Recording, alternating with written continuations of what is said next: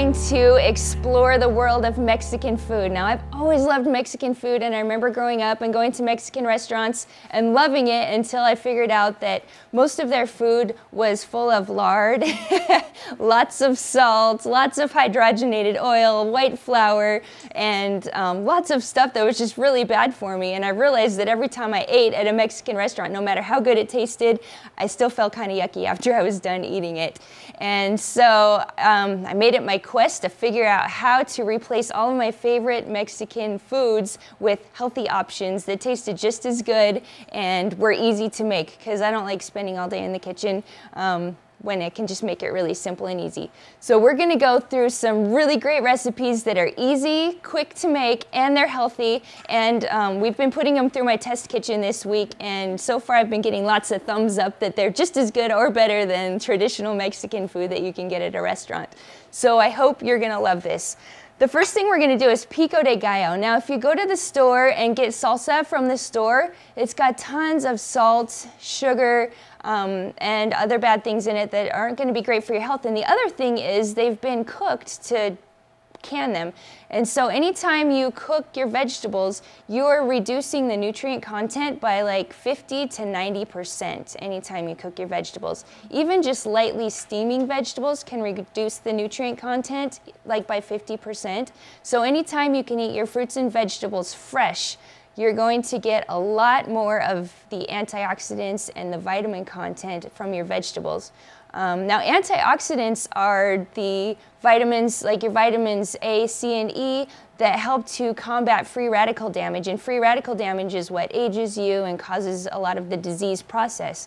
And antioxidants, they are very, very heat sensitive. So even if you warm them up a little bit, like over 105 degrees, your antioxidants start to diminish from your foods. So it's really important to eat as many of your fruits and vegetables raw. The other thing I was reading up on this week was that if you're any cooked foods, this is really cool. There's a doctor like in the 50s, and he did this study that showed that when you cook your foods, if you eat just plain cooked food with no raw food mixed in with it, your body actually produces white blood cells. So it means your immune system starts responding to cooked food as if it's a foreign invader. And so your body, instead of taking that food and internalizing it and using it to strengthen you, it's called leukocytosis, which means your white blood cells start to be produced and attacking the food. If your food is more than 50% raw, mixed with 50% cooked food, then that leukocytosis or the white blood cell attack does not happen.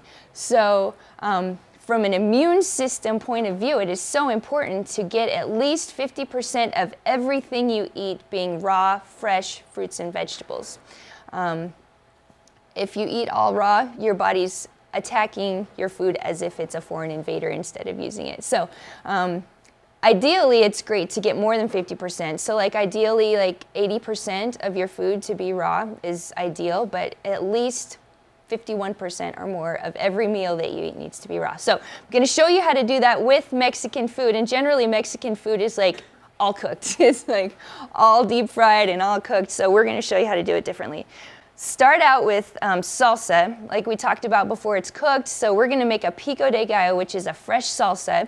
And it's full of tomatoes, which have lots of antioxidants in them. Cilantro, which cilantro is very, very high in antioxidants, and it's also a detoxifier. So if you have heavy metal toxicity in your body, or if you have any kind of poison or other toxins in your body, cilantro helps to like grab onto that and pull it out of your body. So it's a great detoxifier, but only if it's fresh. If you cook it, it doesn't do that anymore. We have fresh sweet onions, and onions are a cruciferous vegetable. And cruciferous vegetables are great for fighting cancer, building up your immune system, and fighting all sorts of chronic illnesses. They help with your blood sugar levels. And garlic, onions, broccoli, cauliflower, cabbage, all of those vegetables are in the cruciferous vegetable category, and all of those are amazing anti-cancer vegetables and great for your immune system. And we've also got garlic, which is in the same category.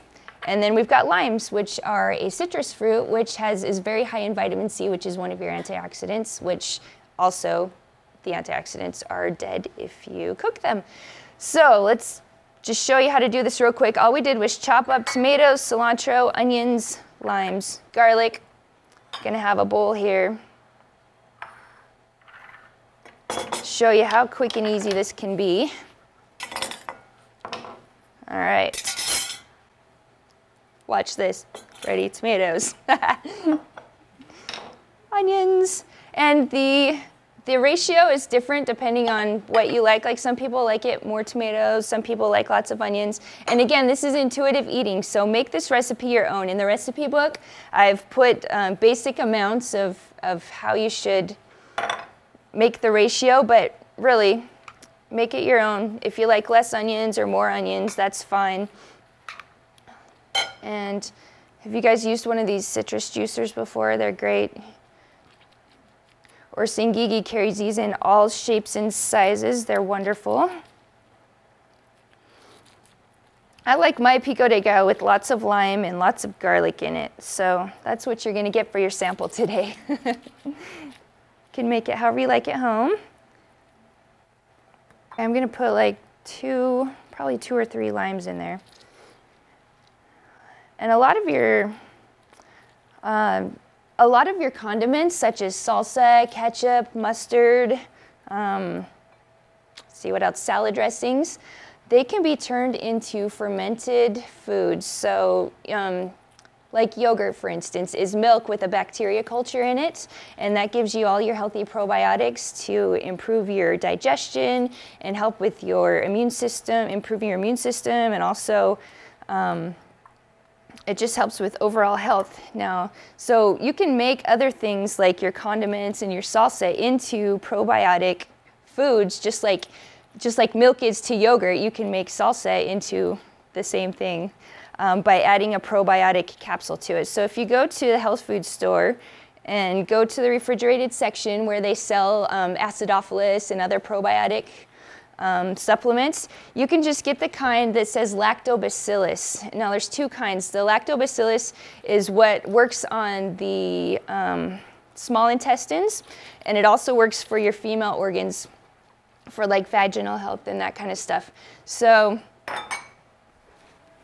also the lactobacillus is what helps to build up the cultures in your fermented foods. So if you get a culture in the refrigerated section, you just put a couple capsules in there into your salsa and let it sit out on the counter for a day or two.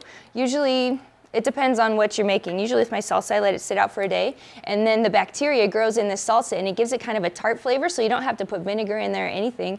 And then when you eat your condiments, they have lactic acid and your lactobacillus acidophilus cultures in there, and it's very, very healthy for you.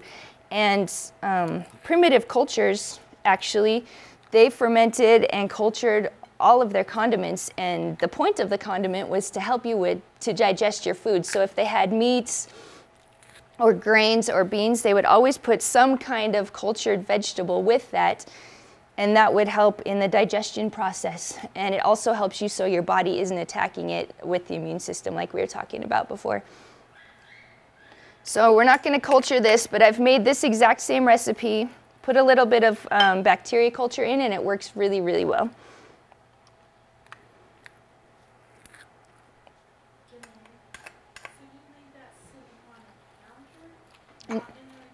Right, so for the acidophilus to grow, it needs to be at least room temperature.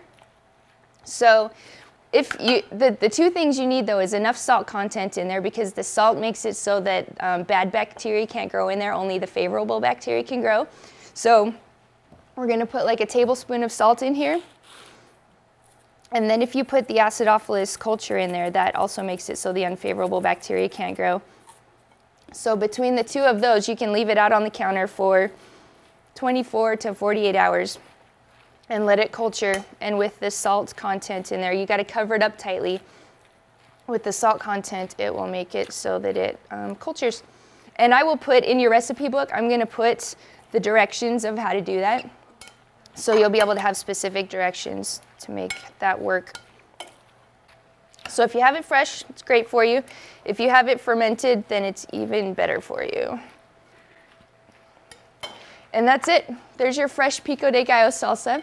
And that was quick, it was easy, it's just a matter of chopping up the vegetables, mixing it up, and it's fresh and it's really, really delicious. And I think just even compared with regular canned salsa, it's spectacular, the bursting with flavor, and it's really way better for you.